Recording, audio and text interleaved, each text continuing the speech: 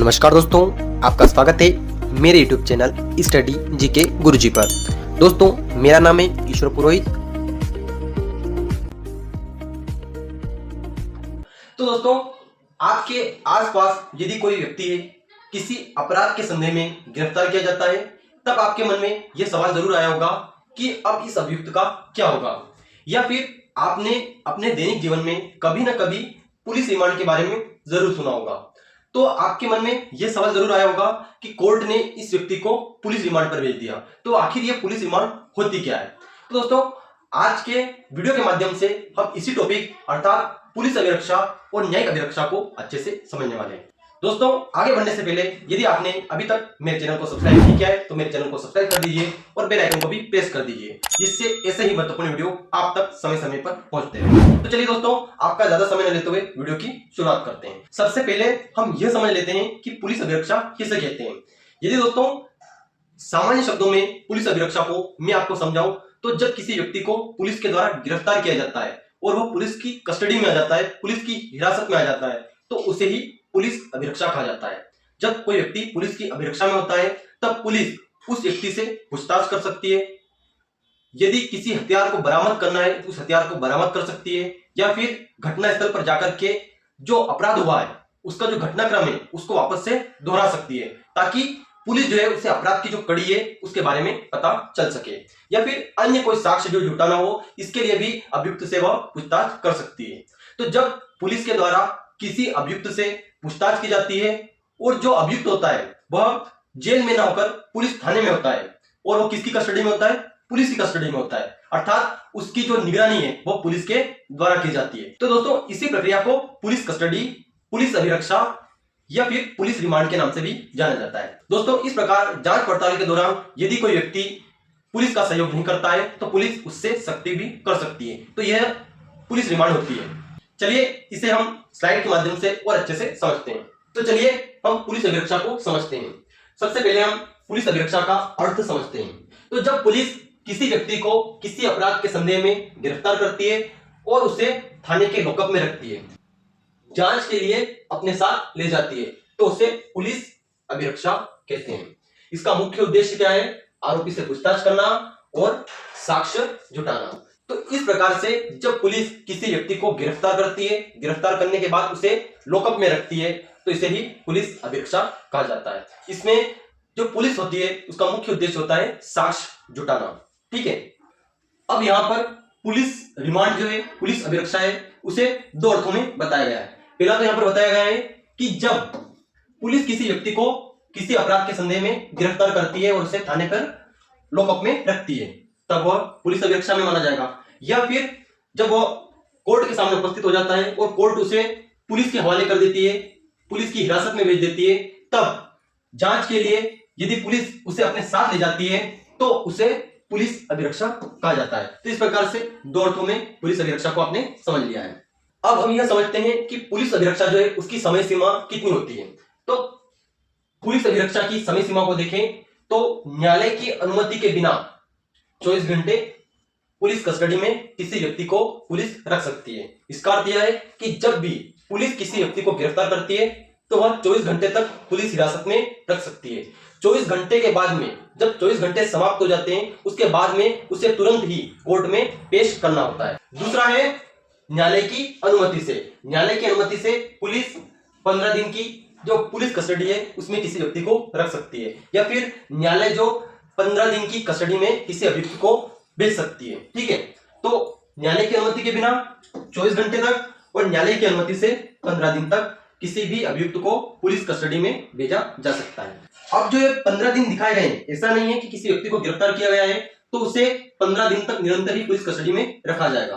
पहले की जो सीआरपीसी है उसमें यह प्रावधान था कि जब किसी व्यक्ति को गिरफ्तार किया जाता है तो गिरफ्तारी के तुरंत बाद 15 दिनों तक पुलिस जो है उस व्यक्ति को पुलिस कस्टडी के लिए मांग कर सकती है, कोर्ट से आवेदन कर सकती है। परंतु वर्तमान स्थिति में हम बीएनएसएस को देखें तो उसके प्रावधान के अनुसार ये जो 15 दिन है वो पुलिस किस्तों में भी मांग सकती है, अर्थात पहले 5 दिनों के लिए उसने पुलिस कस्टडी मांग ली, उसके बाद में उसे वापस न्यायिक अभिरक्षा में भेज दिया गया, पुलिस को वापस से आवश्यकता पड़ी तो उसने वापस से 5 दिन की पुलिस कस्टडी मांग ली या फिर 2 दिन की कस्टडी मांग ली। तो इस प्रकार से कुल मिलाकर पुलिस जो 15 दिन के लिए किसी भी अभियुक्त को कस्टडी में ले सकती है, पुलिस कस्टडी के लिए कोर्ट में आवेदन कर सकती है। तो सामान्य शब्दों में हम पुलिस अभिरक्षा को समझें तो पुलिस कोर्ट से आवेदन करती है कि इस अभियुक्त से हमें कुछ पूछताछ करनी है, इसलिए इसे हमारे हवाले कर दिया जाए, हमारी हिरासत में दे दिया जाए। तब कोर्ट परिस्थितियों को देखती है और परिस्थितियों के अनुसार यदि कोर्ट को लगता है तो वह उसे पुलिस कस्टडी में भेज सकती है। ठीक है दोस्तों,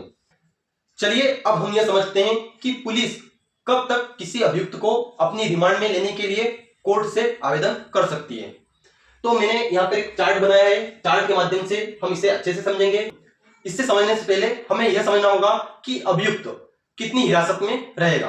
तो यदि अपराध मृत्यु, आजीवन कारावास या 10 वर्ष या उससे अधिक कारावास से दंडनीय है तो पुलिस अभिरक्षा और न्यायिक अभिरक्षा कुल मिलाकर के वह 90 दिनों तक ही हिरासत में रहेगा।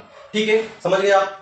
यदि अपराध मृत्यु, आजीवन कारावास या 10 वर्ष या उससे अधिक कारावास से दंडनीय है तो जो अभियुक्त रहेगा उसे पुलिस अभिरक्षा के 15 दिन प्लस जो बचे हुए यहाँ पर न्यायिक अभिरक्षा के दिन है, कुल मिलाकर के 90 दिनों तक ही उसे हिरासत में रखा जा सकता है। अब हम ये समझते हैं कि पुलिस कब तक रिमांड की मांग कर सकती है। क्या यदि ऐसा गंभीर अपराध है तो वो ये 90 दिन है तो ये 90वें दिन तक अर्थात आखिरी दिन तक पुलिस रिमांड की मांग कर सकती है? ऐसा नहीं है। पुलिस को रिमांड मांगने से पहले एक समयावधि जो है उसका ध्यान रखना होगा। जैसा हमने यहाँ पर समझा कि एक गंभीर अपराध है तो गंभीर अपराध में टोटल जो कस्टडी है वह 90 दिन की है। अब ये 90 दिन जो है इसमें पुलिस को प्रथम दिन से लगा करके 60 दिन तक ही वह रिमांड की मांग कर सकती है।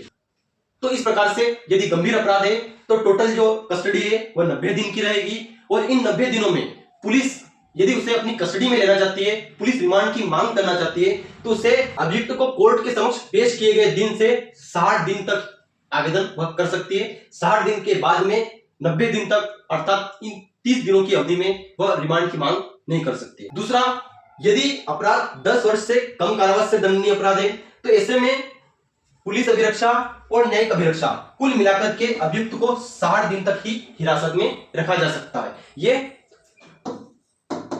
धारा 187 BNSS जो है उसमें यह प्रावधान दिया गया है।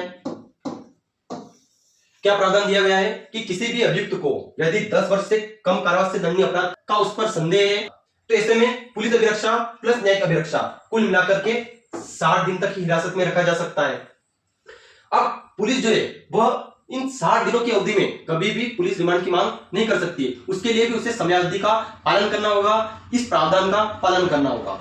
क्या प्रावधान दिया गया है धारा 187 में? चलिए इसे हम समझते हैं। तो जैसा कि हमने समझा, यदि 10 वर्ष से कम कारावास से दंडनीय अपराध है तो वह जब कोर्ट के समक्ष पेश किया जाता है पहले दिन से लगा करके वह 60 दिन तक टोटल हिरासत में रह सकता है। परंतु इन 60 दिनों के अंदर उसे एक चीज जो है उसका ध्यान रखना पड़ेगा, वह कोर्ट के समक्ष पेश किए गए पहले दिन से लेकर के जो 40 दिन है, 40 दिन तक ही वह उस व्यक्ति की पुलिस रिमांड के लिए मांग कर सकती है। ठीक है, यहां से 40 से लेकर के 60 दिन का जो 20 दिन का अंतराल है, इस 20 दिन के अंतराल में जो अभियुक्त है वह न्यायिक अभिरक्षा में ही रहेगा।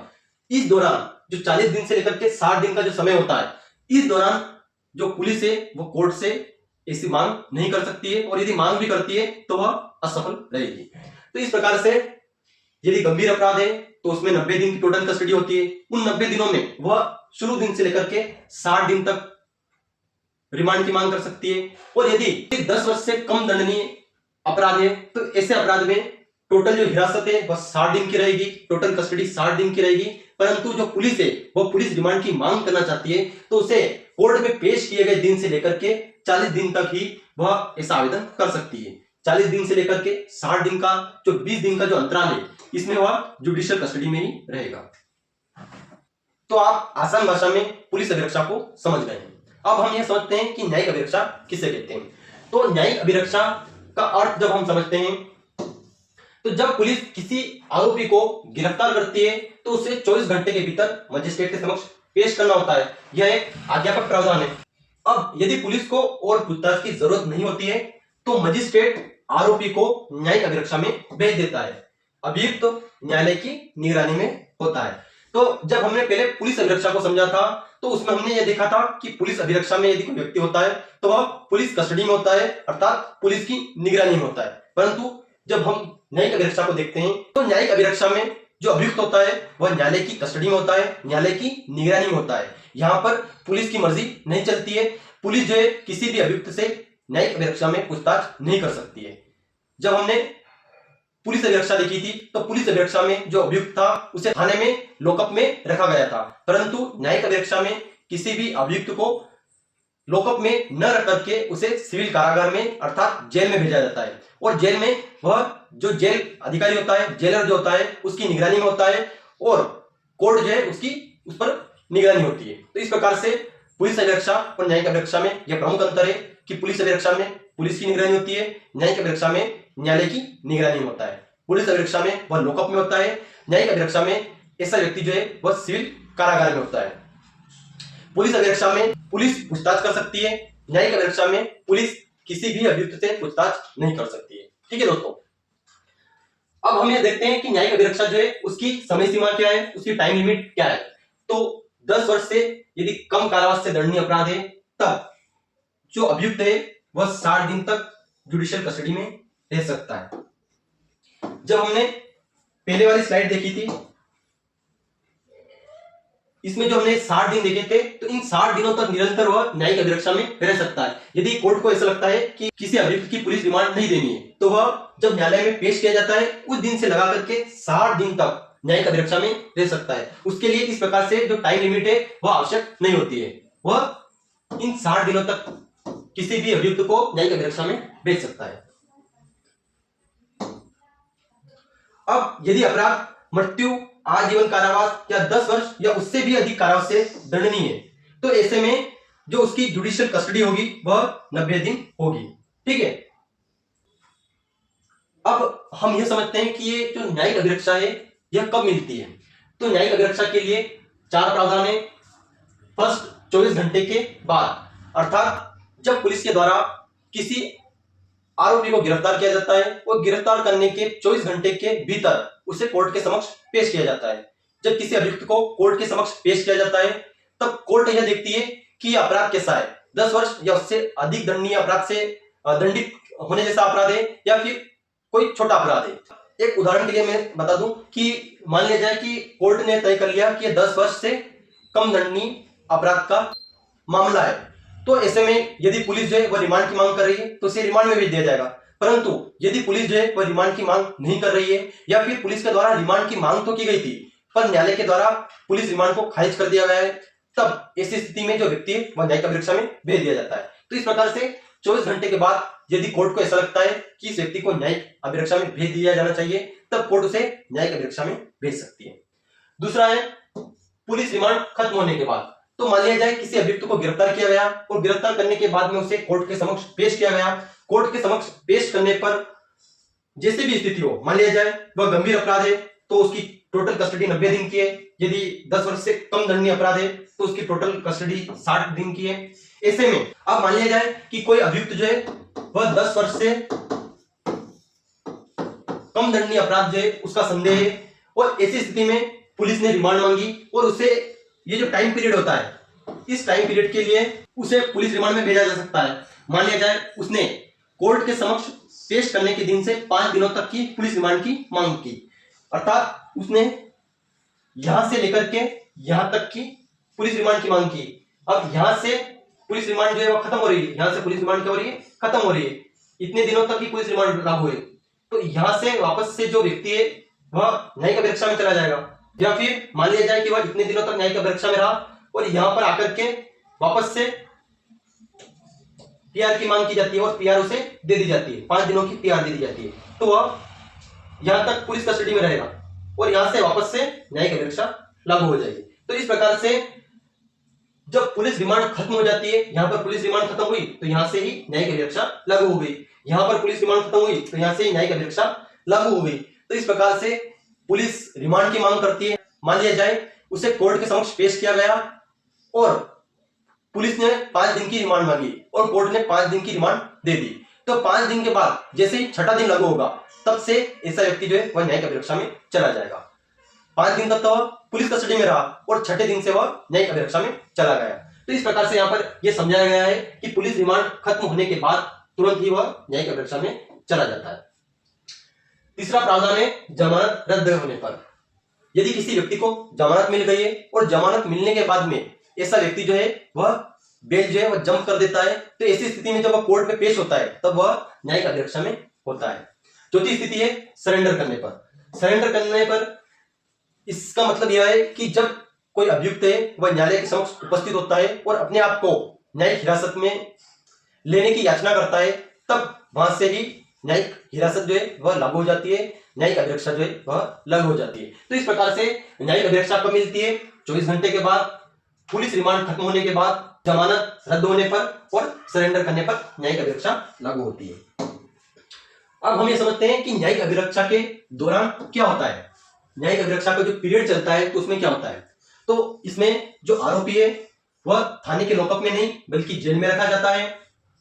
दूसरा, पूछताछ। पुलिस जेल में जाकर आरोपी से पूछताछ नहीं कर सकती है, इसके लिए उसे मजिस्ट्रेट से विशेष अनुमति लेनी पड़ती है या फिर उसे पीआर की अर्थात पुलिस रिमांड की मांग करनी होती है। तीसरा, सुरक्षा। न्यायिक अभिरक्षा को पुलिस अभिरक्षा की तुलना में अधिक सुरक्षित माना जाता है क्योंकि आरोपी सीधे तौर पर कोर्ट की निगरानी में होता है। तो इस प्रकार से सुरक्षा की दृष्टि से भी देखा जाए तो पुलिस अभिरक्षा से न्यायिक अभिरक्षा जो है वह सुरक्षित होती है। इसमें पुलिस जो है वह टॉर्चर नहीं कर सकती है। तो दोस्तों, आज की वीडियो के माध्यम से आसान शब्दों में आप समझ गए होंगे कि न्यायिक अभिरक्षा किसे कहते हैं और पुलिस अभिरक्षा किसे कहते हैं। दोस्तों, यदि वीडियो अच्छा लगा हो तो वीडियो को लाइक करें, कमेंट करें, शेयर करें और अभी तक आपने मेरे चैनल को सब्सक्राइब नहीं किया है तो मेरे चैनल को भी सब्सक्राइब कर लें।